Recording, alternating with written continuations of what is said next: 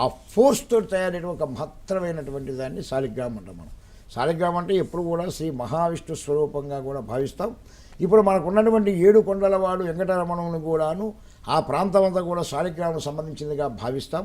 అందుకని మనం దేవతార్చన చేసే విషయంలో కూడాను మనం పంచాయతీలలో కూడా శాలిగ్రామాన్ని ప్రధానంగా తీసుకుంటాం. అది శివ శాలిగ్రామం ఉంది, విష్ణు శాలిగ్రామం, 2 రకాల శాలిగ్రామాలు ఉంటాయి. అలాగే కూడా విష్ణుమూర్తిలకు ఎక్కువ కూడా శాలిగ్రామాలకు అభిషేకం చేసేటువంటి విధానం ఉంటుంది. ఎందుకంటే స్వామివారు రోజు నిత్యం కూడా అభిషేకం చేయరు కనుక దానికి ఒక వారం పెట్టుకుంటారు కనుక నిత్యం దానం చేసి ప్రోక్షణ చేస్తారు కనుక శాలిగ్రామం చేయటంలో చాలా పరమార్థం ఉంది.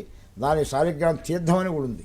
ఆ తీర్థం అంటే ఆ యొక్క నీటిలో వచ్చినటువంటి అపారమైనది అటువంటి దీంతో వస్తాయి. ఇది మనకు మన భారతదేశంలోని శాలిగ్రామంలో మహానదిలోనే పుడతాయన్నమాట. ఇవన్నీ కూడా మన సంప్లీట్గా కనుక శాలిగ్రామ పూజ వల్ల జరిగేది